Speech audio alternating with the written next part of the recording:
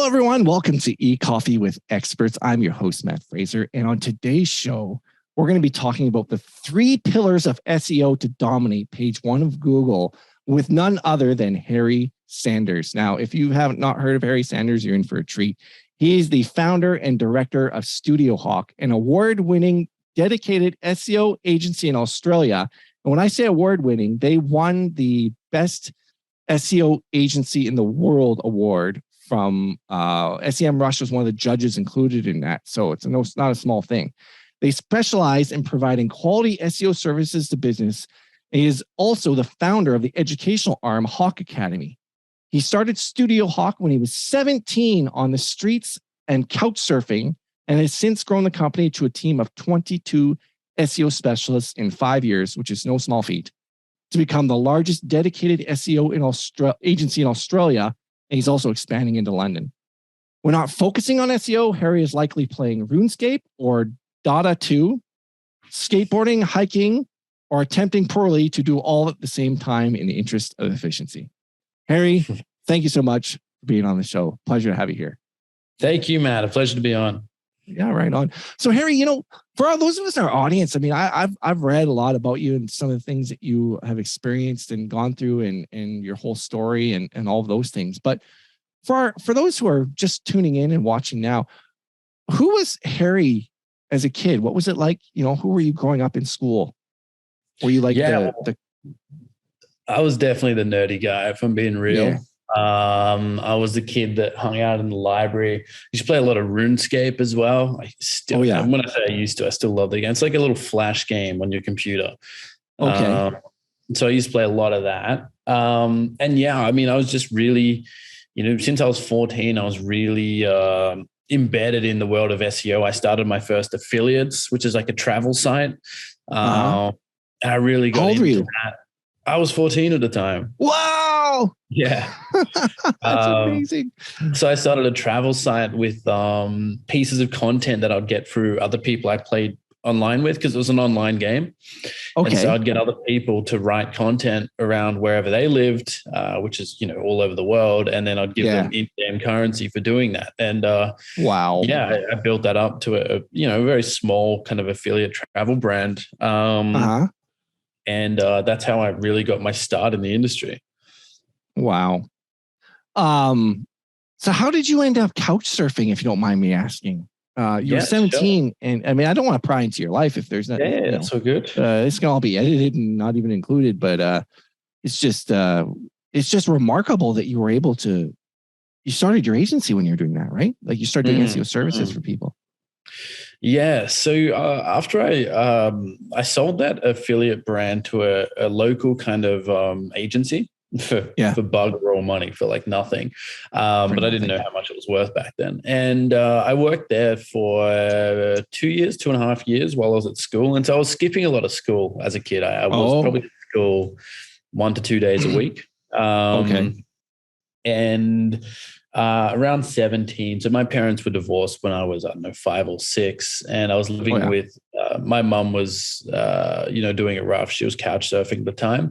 So she couldn't have me. And unfortunately, Dad's partner decided that I was baggage. And that was that. Oh, sorry to hear about that. So yeah, it was kind of, I talk about it a lot today. It's not something I'm, shy about talking about. I do a lot of work with a lot of at-risk youth foundations. I've done talks with government here in Australia around the issue. But yeah, so that's how I ended up on the streets. And it's kind of anyone, it can happen to anyone. You just don't realize how close you might be to living on the streets. And I've met so many fantastic people, even SEO specialists, that have similar stories. So I think it's something that, people should not be afraid to talk about. Yeah. I mean, the pandemic probably brought a lot of hard times on so many people, myself included, by the way, but I'll talk about that off camera because my wife would kill me if I talk about it on camera.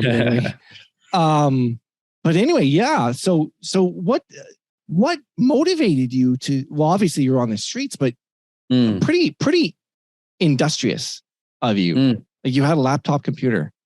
Yeah. I have a laptop. And you were using free Wi-Fi from the shelters you were staying in. Is that correct? Yeah. Yeah, correct. McDonald's shelter I was staying in. Yeah. Wow. I used to have a bit of a reputation there because I would be trying to close clients that I met at networking events while I was at these shelters and just in the lobbies using Wi-Fi. So, I mean, looking back on it, it wasn't all horrific stories, but that was certainly something that stands out. Well, I think it's just so inspirational that you're in this really shitty situation and yet you're making lemonade out of lemons. Absolutely tried my best. I mean, so I actually started the company just before I was homeless. So I actually left my agency role to start the company. And to be honest with you, Matt, I had quite a bit of an ego at the time. Okay. I'd been from 14 to 17 as like the young prodigy in SEO. Yeah. And that totally went to my head. So it was an awful thing to happen, couch surfing and living on the streets, but it was probably a blessing in the end because it made me realize there's a lot more to life than, the things I was, interested in back then. So yeah, I started the agency before, and then I lost everything. And then basically I couldn't get work. And so I thought, well, I've got this agency. It was about 6 months after I'd been on the streets. And I thought, what's stopping me from trying to get clients? And so I started going to just a ton of in-person networking events. And it took me ages and I looked like crap, but I eventually got some clients. Wow. So were there these were on Meetup or something, or how did you find those? Yeah, meetup events, anything that was free, I would be at. Seriously, I reckon I went to every single free meetup event that I could for months. Yeah.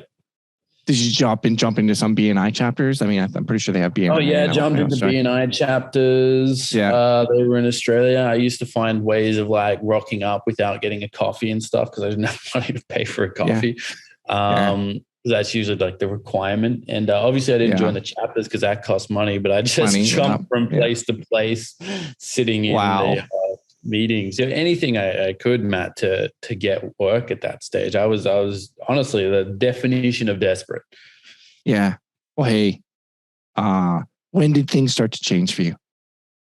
Well, what happened was there were a few kind of key moments, but once I got my first client, that was a defining moment because while I wasn't charging really anything, it allowed me to get referrals. And that's what this business has been built on today. We don't have a outbound sales team or anything like that. And we've been able to just get those referrals. So once I got that first client, and while granted it took, a few months to deliver some outcomes for them, I was in business, had, 4 or 5 more referrals, and that just generated, it's that snowball effect.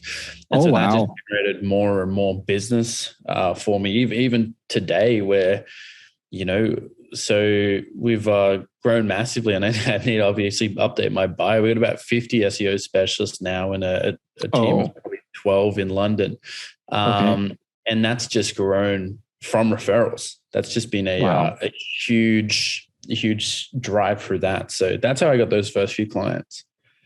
So you basically worked for almost free, I'm guessing. Yeah, pretty much. In order to get that amount of money.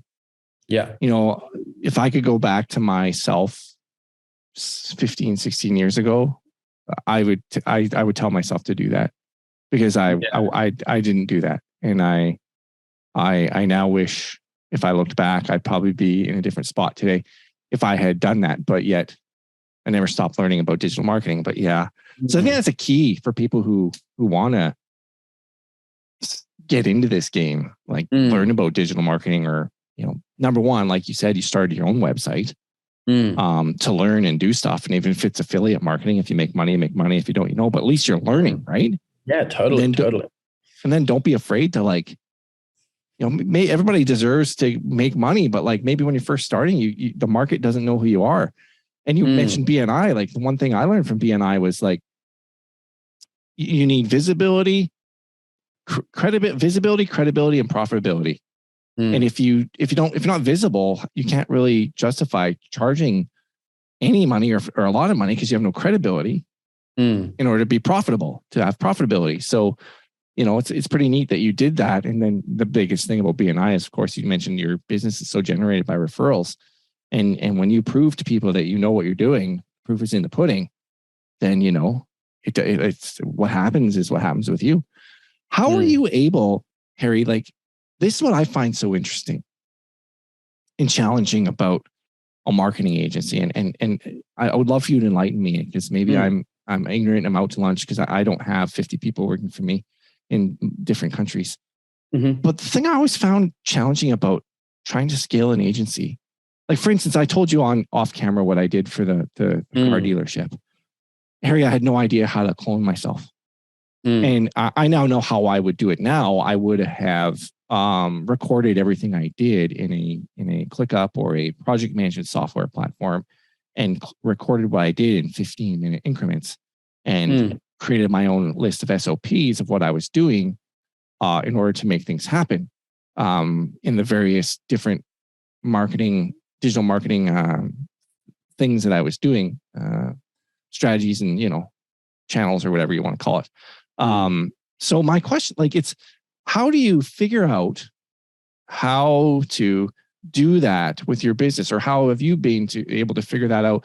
Because at the end of the day, correct me if I'm wrong, because I'm just talking out of my head right now, is you need to break down your stuff into getting it down to a cost per action, and how much is that time is that going to take to know how much you're going to charge people.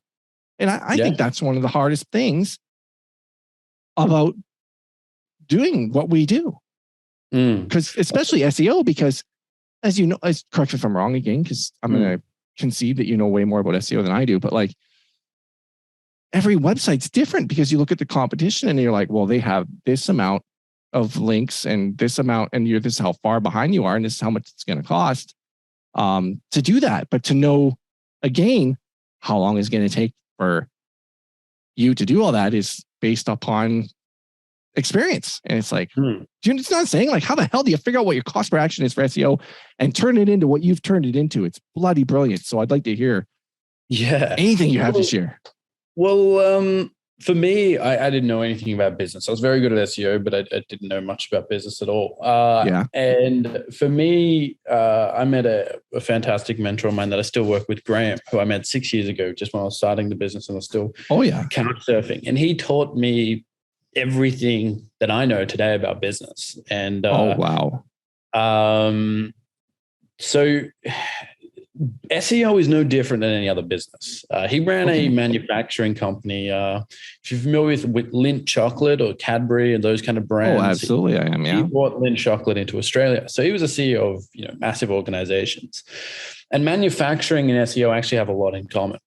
Because you need to understand a lot of similarities. Things like the cost per action, how to forecast out, how to understand your labor efficiencies, how to have enough labor. And problems we've run into in Australia. I mean, we have by far and away the most amount of SEO specialists under one roof, like by probably a factor of 2 now.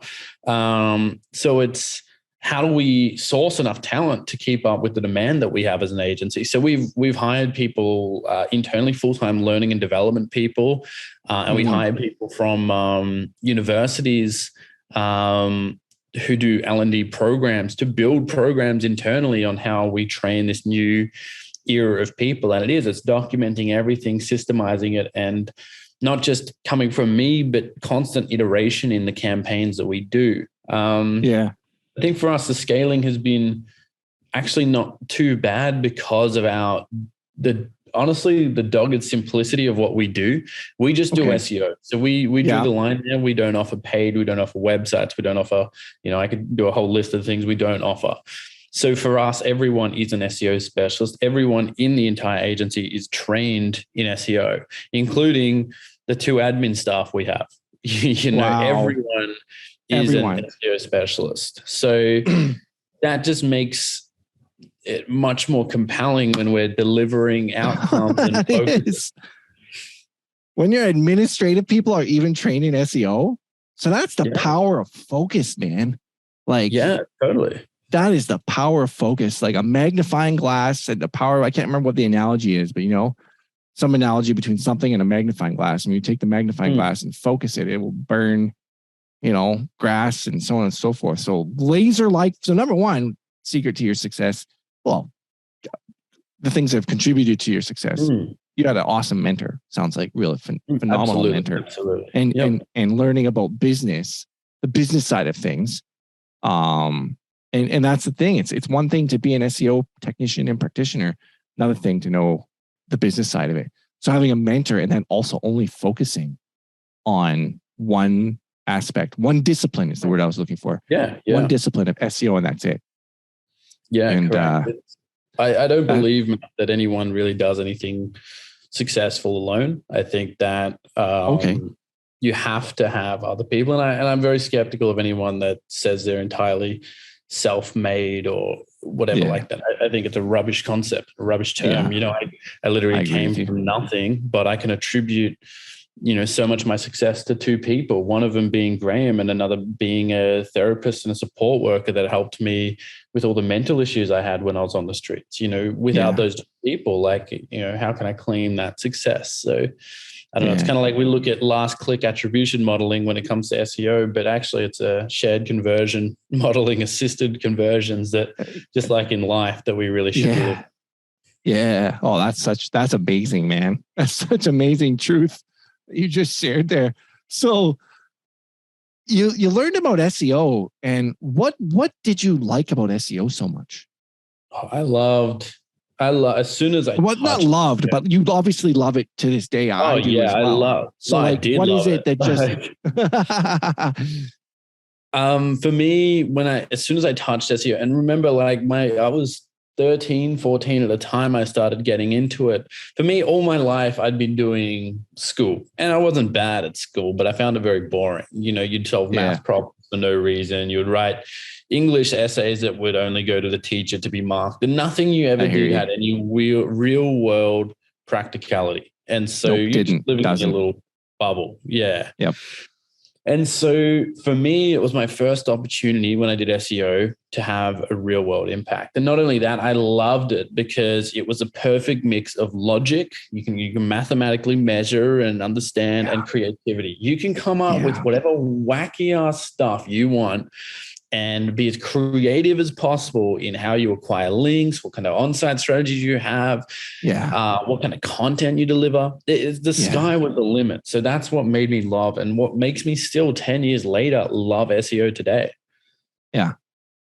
Yeah. That's, it's the perfect combination of creativity and have you ever taken a left brain, right brain test to see where you're at with that whole thing? I don't think so. I don't think I have. Yeah. You would probably be like me, I'm guessing, from what you're saying, where you're like, some people lean more towards the right and some people lean more towards the left. And then there are some people that are a balance of both.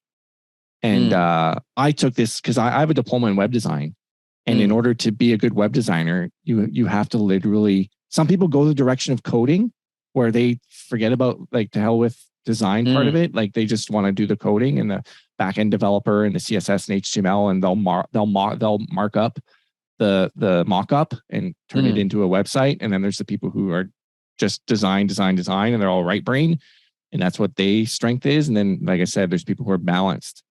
And sounds to me from what you've said that you probably are that as well, in that regard. So it's very interesting because that's what I love about digital marketing, period. Whether it's launching a Facebook ad campaign, because you got to be creative to come up with ads and the campaign strategy. And then you got to be technical to know how the darn thing works. Yeah, absolutely. And, in moving forward, I've had to learn a lot of digital marketing disciplines, but I'm going to definitely start to focus on just one. I'm just going to figure out which one it is. But anyway, that being said, so how did you develop this skill sets? You do, for instance, you have the 3 pillars of SEO to dominate page 1 of Google. And I've taken some of your courses on Hawk Academy. And there's another thing there, the 7 R's or something or other. Forgive me if I'm misquoting what it is, but there's actual process that you've created, and you don't hide it. Like a lot of SEOs want to hide the effectiveness of what they want to hide, the secret sauce of what they do to rank sites, and yet you've put some of these principles on SEO on Hawk Academy. Yeah. And we'll make sure to put a link to Hawk Academy for people who want to sign up, because I've taken some of the courses, everyone, and I would fully endorse the material that is in there because it's top notch. So how did you develop these pillars, the 3 pillars of SEO to dominate page 1? Like, how did it start, for instance? Like, I don't know if that's too general. I have a question. If you want me to rephrase it, I will. I can run with that. So when we look at SEO, a lot of people overcomplicate SEO. And I feel like there's that point when you're learning SEO, maybe you've done it for 6 months, a year, you start thinking you know everything about SEO. And so you start feeling the need to overcomplicate SEO. SEO is already complex enough. So what I created and went with is this idea of 3 pillars. So anything you do with SEO is going to fit into 3 things. And these are kind of 3 main factors that Google looks at. They're either looking at your on-site of your website. So your page speed, your technical structure, your internal links, your architecture, all that kind of stuff. That's one big part. They're either looking at your offsite, so your backlinks, digital PR, citations, anything like that that's not directly on your website. That obviously Google as a search engine created that idea of the concept of offsite. And then lastly, search intent. So making sure that you're actually delivering content that is matching whatever someone's searching for on the site. And that sounds very simple, and it is. The complexity is in the execution of how you do these different things and how you orchestrate them all at the same time. Because often people ask, what's the most important pillar of SEO? And you kind of say, well, if you had a 3-legged chair, what do you think the most important chair leg would be? Yeah, correct. You can't really do it without one of them. So that's how I came up with it. And why do I choose to share it? Well, because I think for us, we have a talent problem. We need more people to be passionate and to learn about SEO. It's not a demand problem.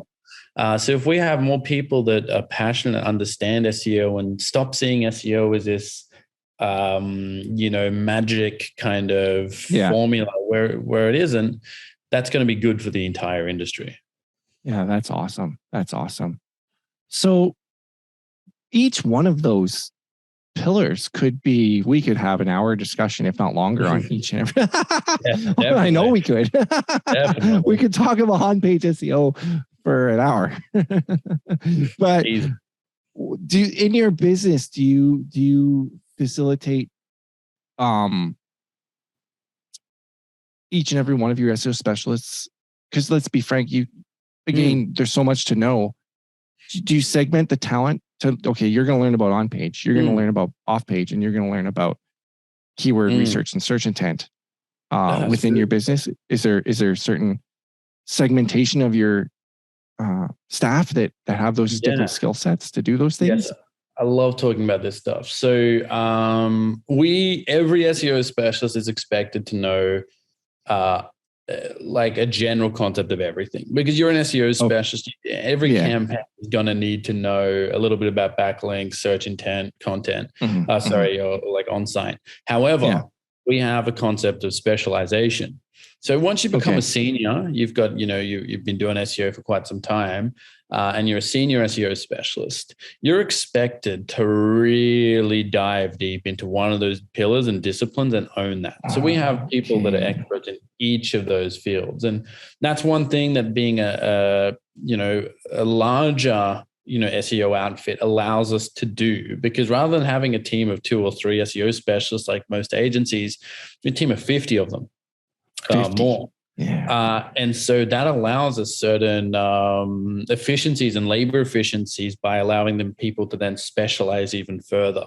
So you can be a search intent specialist where you'll come up with all sorts of content strategy for clients, and really at a high enterprise level with, massive brands all around the world. You might be a technical on-site specialist where you kind of conduct and outline really complex kind of technical SEO problems and become an expert in your field in a very niche part of it. Or you might even be a offsite SEO specialist where you're in charge of, liaising with digital PR campaigns or link acquisition at scale, and really understand and study those disciplines. So that really excites me. And I know for a fact there are probably 24 people in the agency that are better than me by a safe margin on different specializations, just because they're so damn specialized now. Yeah. And because correct me if I'm wrong, but you're probably operating more on the business side of things, as you should. Yeah, the business development and the sales and the marketing side of things, not to take anything away from your talent. Exactly. So more like I'd still do a lot of affiliate SEO work because I love SEO, as I mentioned. But most of my role at Studio isn't even sales. It's more strategy. So understanding what things we need to know as an SEO agency that the market's calling for. Like, what do we need to be pivoting to? What offerings do we need to have? So that kind of stuff is more my role now, but still very involved in like liaising with the team. But yeah, there's some really cracker SEO specialists. Well, that's phenomenal. That's just amazing.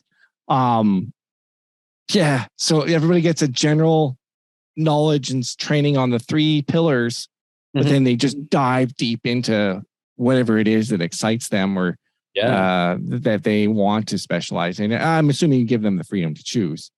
Correct. I mean, like, there's sometimes nudging, like, so let's say we have 3 or 4 or 5 people in content or search intent already. We might need someone in something else, but they definitely have the freedom to choose and to even move around. I mean, you can go like, okay, well, I've done search intent now for 2 years. What I'd really like to do is some backlink stuff, but we don't allow people to be like deep in both, because by the time they've become really specialized in backlinks, what they would have done in content would have changed. So we just kind of say, you pick whatever and you can move around, but like you dive deep into that and you own that. Yeah. Right on. So what do you think are some of the best techniques for understanding a user's search intent? Well, I think techniques or tools. Yeah, I think, tools, obviously there's tools like SEMrush, which are, everyone talks about constantly, but they are phenomenal tools and they make your life easier as an SEO specialist. If you're not using tools, I don't know whether it's an ego or a pride thing, but you're wasting your time and your client's money. So like SEMrush allows you to kind of understand volume of keywords. You can look at the trend of a keyword and even oftentimes the intent of a keyword now.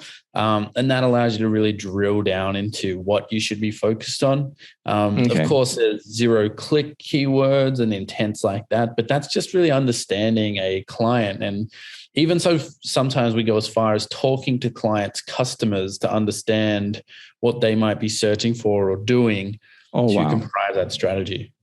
Yeah. It is amazing at how complicated, and correct me if I'm wrong, but in my journey of doing this 15 years, I used to use Market Samurai. Market Samurai to do keyword research. And now with Google doing everything they're doing under the guise of, in my opinion, guise of privacy, which I think it's under the guise of profits personally. Like they want to withhold keyword data so that you have to, I wish they would just be upfront, to be frank. Like they're saying it's for the intent of the user and it is not. I do not believe in one bit. It's for the intent of their pocketbook, which, hey, businesses need to make money. So, but the point I'm trying to make is it's gotten so complicated. And you say use tools like SEMrush isn't a small investment for someone who's just starting out and by any stretch of the imagination. Are there any other tools that you have come across that you could recommend? There's a heap of free tools and alternatives out there. To be honest, the landscape changes so much that I wouldn't be the best person to know. Okay. I know. There's a variety of free ones you can use, even suck in data into Excel sheets. But because I'm blessed with the budget and capacity now, I'm always very interested in using the best tool. Of course. But when I was starting out, I used to, this is a bit cheeky, but we even used to use a free trial of SEMrush and just kind of that every month. Just a different email. Maybe a VPN. I hope they don't mind me saying do that. What you gotta do. We spend about $10,000 a month with them now, so hopefully that's some consolidation for them. But that's those are the kind of things we used to do, and you have to do what you have to do. I believe I know it when you're starting out. I think keywords everywhere might be a tool people could. Yeah, that's a great one. We use that. We do use that in SERPs, but they and I believe at least you need to use credits now for keywords everywhere. You need to buy credits. Credits, so it's quite an alternative, but not quite a free alternative. No, and then there's another low cost tool, if I may throw out there, Keyword Chef. Right. I learned about that from what's his name behind Niche Pursuits. Can't remember his name right now. Yeah, but anyway, Keyword Chef. Nice. So anyway, can you give an example of how understanding search intent has helped your SEO efforts with a client, a story perhaps? Yeah, sure. Well, okay, here's a good story. So we worked with a client. They wrote a publication called Women's Day. I don't know if you have anything like that. It's a massive national magazine in Australia. And they would write stories online. Obviously, they had a team of about 50 journalists. And before we were working with these guys, they were basically just writing. Like we asked them, how do you write, how do you write things on your site? Like, how do you know what to write about? And they said, well, gut feel. Like, obviously we were in the industry. We know what people want to hear about. So I thought, okay, well, that's kind of a good answer. I mean, they are in the industry. It makes sense. But we ran an experiment over the course of a month where instead of writing about what they thought people wanted to hear about, which is quite, controversial, they didn't like it, we asked them to instead write about what briefs we gave them based on data. So we looked at what terms were trending, what terms had volume, what terms had keyword gaps that we would write about. Wow. So we did that for a month. And in that month of the new articles, and you can see it in SEMrush, their traffic doubled, literally. Wow. And a site that already was doing 10 million hits a month. By utilizing search intent and what we call data-led content, we were able to massively increase their audience because their audience was coming from Google search. That is amazing. If you ever do an experiment or you ever kind of want to do something fun, you can think about things like, what do you think's got more searches, F45 or CrossFit? Or what do you think gets more searches, the Eiffel Tower or some other, maybe Leaning Tower of Pisa, right? And you can think about these things and you can go, oh, well, it'll be the Eiffel Tower for sure. Maybe it is. But humans are really, really bad at objectively making decisions on what's got more searches or popularity or what's trending, because we have recency bias and all sorts of effects psychologically that machines don't suffer from. So, I think it's very naive to think that as a person, you understand more about what people are searching for than data. That's not to say the two can't be used together, which is what we eventually did to great success. But you've got to really utilize search intent. And that was massive for them. Their traffic's continued to explode, and they've completely adapted their strategy to this date on how they do content. And so they only write content based on the things that you taught them now. Yeah. So they basically, they're a massive power user of SEMrush now. So what will happen is they'll come up with ideas and then they'll run them through to see if the data checks out. If the data doesn't check out, there's no story. Wow. So they don't even write from their gut anymore. If there's no search volume, they don't write it. No, not unless there's like a deceptively, or we know that that's going to pick up as a trend or something. Okay. But it's like if no one's searching for it or wants to know about it, why develop, or spend so much time developing a story or an answer for something that no one's looking for when, in that kind of industry, I hear you. You're short of time. Yeah. Hey, what about the actual creation of the content? Now, I know that they have writers that write it, but you and I both know that there's one thing to write content and there's another one thing to write SEO optimized content. Now, are there strategies that you like, for instance, let's talk about tools for a minute. Everybody, as far as I'm concerned right now, everybody's using the same tools, and it's just a matter of you developing relationships with clients in order to do the work. I could be talking out of my ass, No, you're but right. like Surfer SEO, like, is that a tool to help and assist people to develop that content?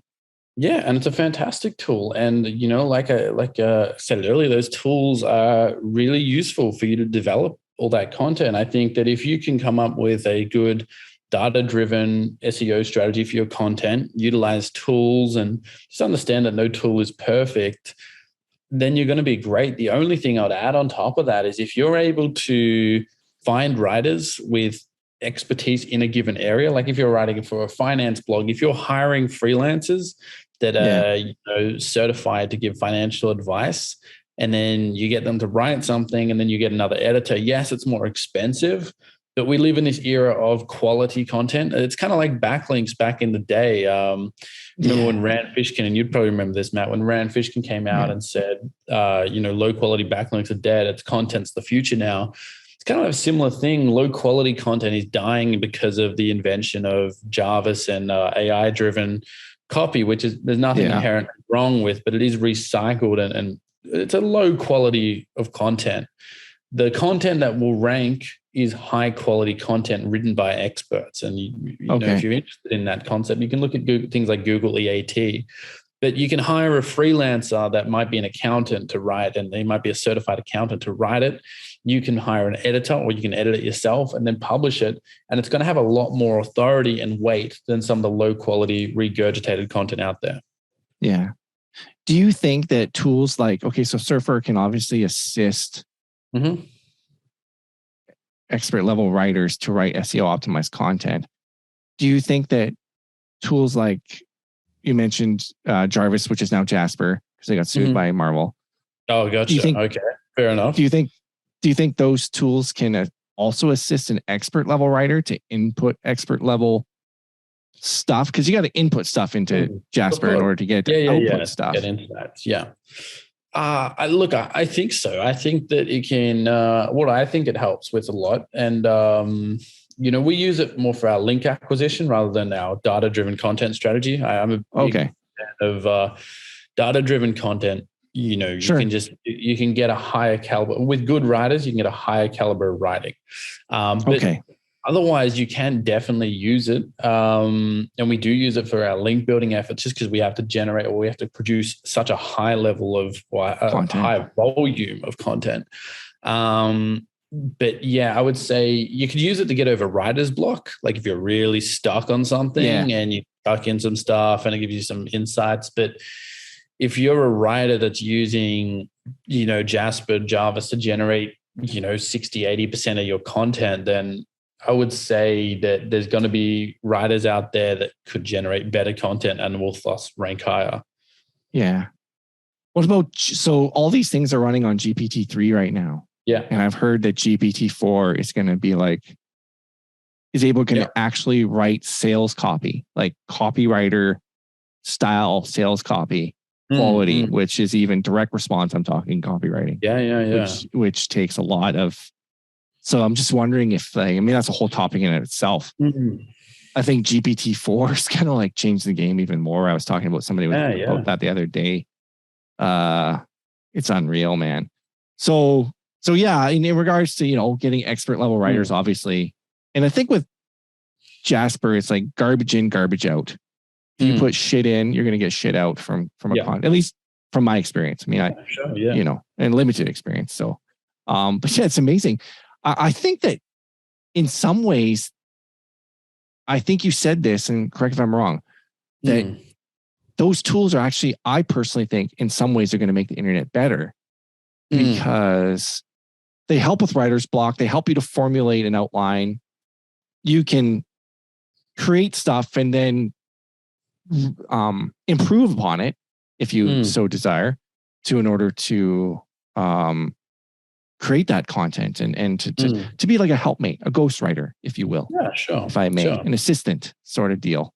But I'll bet you that an expert writer who puts in stuff that they know because they're an expert writer will get way better content than, and I'm just saying, I don't know. Oh, of course. Yeah, definitely. Yeah. Yeah. So the problem I see with that, and what I don't want it to encourage, is lazy writing. I mean, writing should be based on findings, data, research, understanding. yeah, absolutely. Like, we're just, the problem lies in, whereas if I start inputting some stuff and I'm talking about, I don't know, what's a topic I know nothing about, the coffee making process. I can currently do that. I can do that with, I can get some content together. I can write it up with my limited expertise.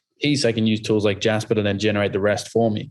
But what I've produced is not quality. It's not coming from any expertise. It's just regurgitated content. Jasper will only cycle, like Jasper or GDP4, will not explore new concepts. They're not humans. They will only regurgitate what's already out there, which there's nothing inherently wrong with. But if you're wanting to form new ideas that are worth talking about, we really need to encourage writers to still go out and do original research and have original findings and original thoughts. Interesting. Wonder if I will ever get to that point, but that's for another day. Maybe it will. But that'll be a scary day indeed. Yeah. So I guess we've talked about the first pillar, which is search intent, the second pillar, which is content. What about the third pillar, backlink acquisition? Well, backlinks. Sorry.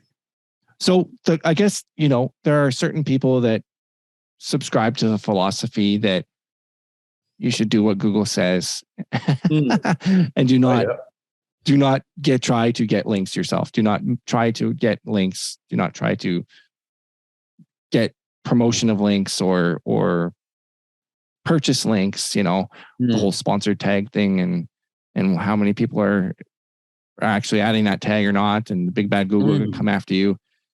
So what are your thoughts on, number one, the best way to create backlinks? And I'll follow up with that after.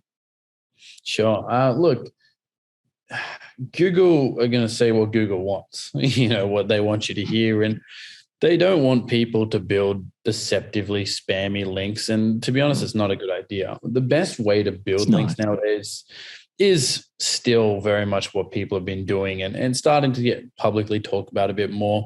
Publish editorials, publish content, publish sites. And oftentimes, I hate to say it, people need to get paid. Google have kind of created this problem for themselves with Google AdSense being, it does not pay. It does not pay websites to run. You cannot make enough money through running ads on your site now to sustain a team of writers putting out content on your website or a blog. And so what's happened is these blogs have been forced to adapt to publishing paid editorial pieces. Some of them mark these as paid, some of them don't. But instead of paying for the link, what these sites will lead you to believe is you're paying for the content, or you're paying for the placement and the editorial of the content, which is, all great thoughts, but it is the same thing of you are eventually indirectly paying for a link.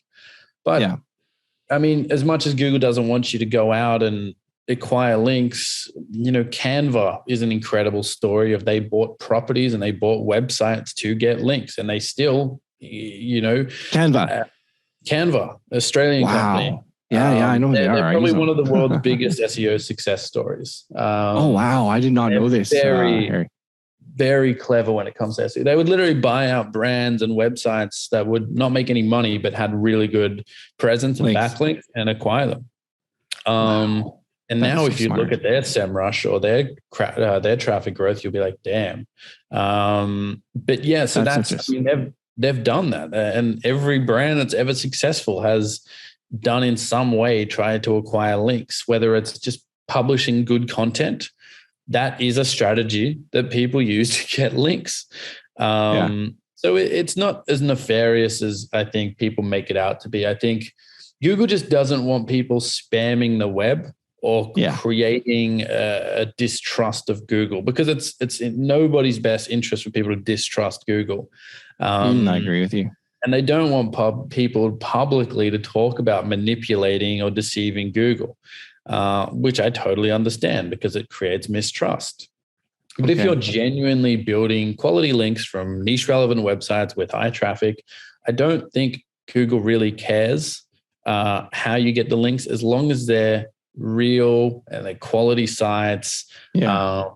I don't think it's Google's problem. But if you're spinning up sites using techniques like PBNs and exploitive techniques, and Google is absolutely going to come down. It's just a matter of time. Yeah. So are there any other specific link building techniques that besides PBNs that you avoid because they're risky? PBNs. I think it's not even risk nowadays. It's more just some of them just straight up don't work.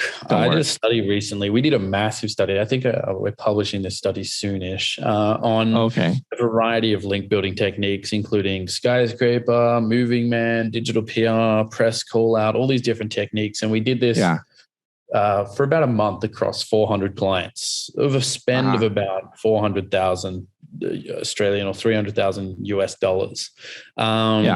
It's quite a big piece of work. And we found that link building is very different, even just depending on your size of brand. If you're a big brand, the skyscraper technique is fantastic for you and you should be utilizing that. If you're a small brand, it's terrible.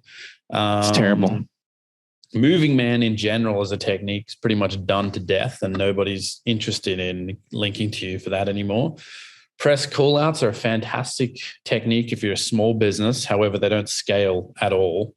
So we kind of break this down into a metric like we call time per link, TPL, which is a much better metric than anything else because you want your time spent per acquiring each link to be as low as possible compared to people that are willing to spend 30 hours to avoid paying for a link. You have to just, even if you're worth minimum wage, like, $15-20 an hour, you just have to look at that and be like, dude, you just spent $400 worth of labor on acquiring a link you could have picked up for 100 US. It's like, where are the economics in that? Oh, wow. That makes so much sense.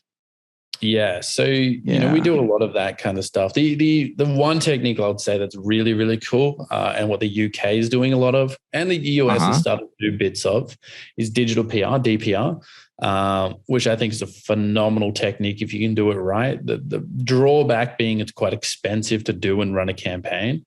Are you, forgive me, are you talking about Hero link building? No. So that's like press call out. I'm talking like building pieces of either data-driven, researched, or like widgets, infographic, and then creating a press release and going out to market with that. So, for instance, we just did this with a brand in Australia called Daily Jocks, and so they sell men's underwear. And we did a campaign where traditionally media doesn't want to link to you, even if you send them data, they're just not going to link to you. But if you force them to link to you by creating a widget on your site that they have to link to, obviously, then you can do some cool stuff. So we did an interactive map of Australia where we can click the different states and see what was the most popular underwear item using Daily Jocks' data that they had on their site. And then also taking it a step further to pull out insights like how often do men buy new underwear? How many times do people buy boxes before they switch to boxer briefs and all that kind of insight. And then we go to the media and say, hey, you might be interested in this. And you get some massive links that, would cost tens of thousands of dollars each if you were to try and do editorials. And you get them, obviously for a lot cheaper because you've produced a genuinely amazing piece of content. So it all ties back to, again, creating awesome content. Yeah. They're not going to link to crap content. No, if you're doing that, you're reaching out to Forbes, you better make sure you have a piece of content that's Forbes worthy. Yeah. No, that's unreal. And you guys are coming out with it. You're going to publish this study? Just we're going to publish listeners to look out for? Yeah, totally. I don't know when we're publishing this study, but it'll come out soon. I thought it was really cool because I don't think I've ever seen anyone really explore this concept of time per link, which it's fascinating to me. I've never even thought about it, but it makes so much bloody sense. Important metric because, it's great if you can get links doing this technique, but on average, how many hours per link did it take you? Yeah, which is important in running a business and in knowing, again, coming back to what we were talking about before, knowing how much to charge for Pete's sake. Because you can probably go broke if you don't know what you're doing running an SEO agency. 100%. You can. Shit, you could get like too many employees. Like, I'll be frank, I got a friend, I won't name his name, but he's older than me. And he once had, he wrote an article how he went from a broke musician to a millionaire, broke musician to a marketing millionaire. And he had to make, he said, Matt, I had to make $100,000 a month just to make payroll. And it was way too much stress. And he shut it all down. And now it's just him and his wife. And they just do boutique style marketing for their clients. But the point I'm trying to make is you got to think about these things when you're running an organization to the level that you're running it at. And that is so awesome that you had somebody who was a business mentor and it was in an industry totally unrelated to SEO, but that was able to provide so much value to you in the sense of, the manufacturing side of things. Cause that's what we're doing. We're manufacturing content, we're manufacturing links, and we're creating value as a result of doing that, either for ourselves or for our clients. Do you think that, this is my own question. For instance, back in the day, there was a marketer, I won't say his name, but talked about the RSS method of using your RSS feed to syndicate your content across the web and, web 2.0 sites and so on, building stacks and, your money site and your blah, blah, blah, and linking and interlinking and, all. Is that stuff is it working anymore? Dude, that stuff is so dead. Like the reality is I know some people that swear by some of that stuff. I've had very limited success with it on my affiliate sites and much more success. I mean, again, if you look at it like the time spent doing all that crap versus if you actually spent it on doing proper SEO, you're going to realize that like your proper SEO strategies are working way better. It's harder work, but they work better.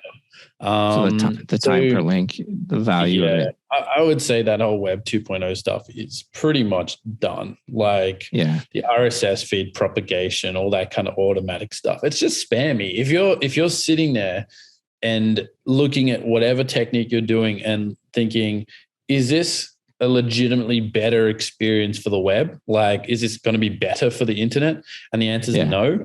Then it's a pretty shitty technique. Yeah. So if it's not adding value, which makes sense, all you're doing is regurgitating the content that you. If it's not adding value, why would Google care about it? Why would users care about it? Yeah. So thinking with the user intent in mind. Yeah. Well, that's awesome. Hey, what's one big takeaway you want listeners to get from this episode?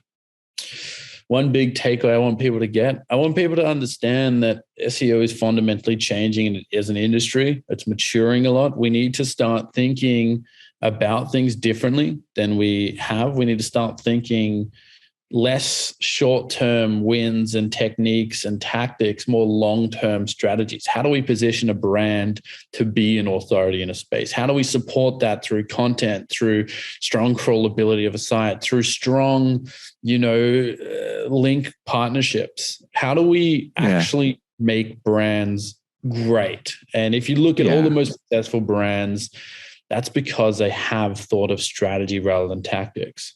Yeah. That's so awesome. Hey, Harry, if our listeners want to connect with you online, how can they do that? You can reach me, Harry Sanders SEO on LinkedIn.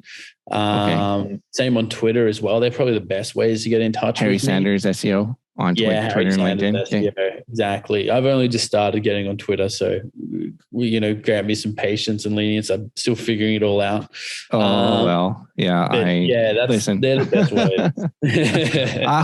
I joined Twitter in 2007, and I don't have very many tweets, so I can provide you some kind of if you ever want to ask me some stuff. It's it's an interesting platform, that's for sure. We'll see if Musk buys it or not, and that'll be even more interesting. But anyway, that being said, though, hey, I want to thank you so much for being here. It's been an absolute pleasure talking to you. Thank you for taking the time to do so. This is going to add tremendous value to the community. I know it is. Thanks, man. I appreciate you having me on and appreciate you guys listening. Yeah, thank you very much. You have a great night.